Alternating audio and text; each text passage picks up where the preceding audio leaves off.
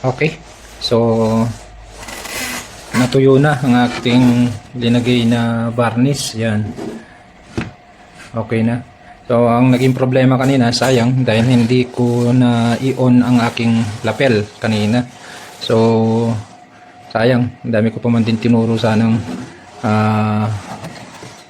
technique kung paano gagawin yan.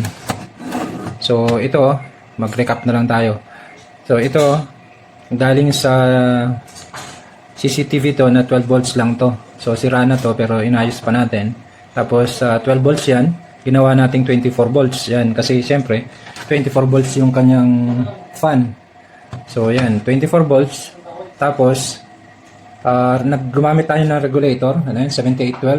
Para may supply naman itong kanyang yan.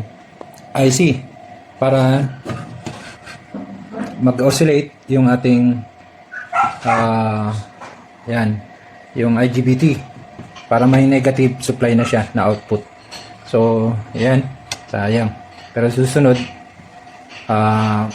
magano na lang tayo. O kaya idabing ko na lang. Yan. Tinanggal ko na yung IC dito kasi pumutok yun. Tapos yung chopper niya, yung ganito niya, pumutok din. So, nasunog. Kumbaga dahil dun sa lalagyan ng tubig habang ginagamit na natalsikan nata, sabi nung nagwe-welding. So pag ano niya, wala nang power. So yun pala, pumutok na yung kanyang IGBT, tapos yung kanyang chopper, tapos yung IC niya. So kinonvert natin, yan ang nangyari. So okay na to, na-testing na rin natin kanina, kaya kala ko dire-diretso yung ating post sana. Tignan ko kung may dubbing ko, kung may pagkakataon kong i-dubbing. So yan, cover na natin. Yan. Halata pa yung ano niya, pagkabasa niya. So hindi ko muna punasan ko na lang mamaya. Importante, yung loob malinis na. Yan. Tapos yung pinagay ko na rin yung mga pinalitan ko dyan na D16, yung A7W, diode po yan.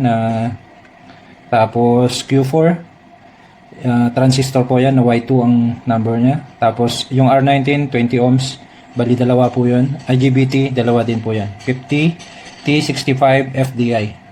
So ito pa, yung tandaan, ito kasing design na to, yung negative nito nakalagay dito sa ground ng itong primary na kanyang filter.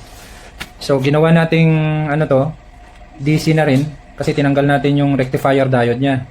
So ang ginawa ko para matanggal yung ground nito, ito lang naman ang kinat natin. Yan. Itong maliit na yan, kinat natin, yan yung connection kasi ng negative dito. So wala nang negative dito kasi kinat ko na. So yung negative na lang nito, para kasi pag yung ilalagay mo yon tapos linagay mo yan, pwedeng puputok naman to. So tingnan nyo, dapat walang supply itong negative dito papunta dito sa kanyang ito, sa kanyang blower fan. Okay? So yan. Okay na? Testingin na lang. Sarado ko na lang. Pakihawak. Tsaka ko na lang punasan to. Importante, malinis na tong loob niya. Tapos lininis na rin tong loob nito.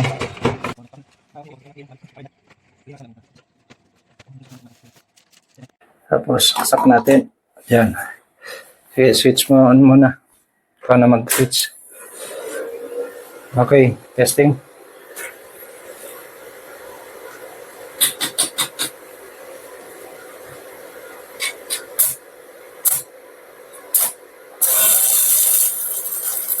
Yun o. Ayos na yan, brother. Thank you very much. So, na-convert. Galing. Ayos. Thank you, thank you.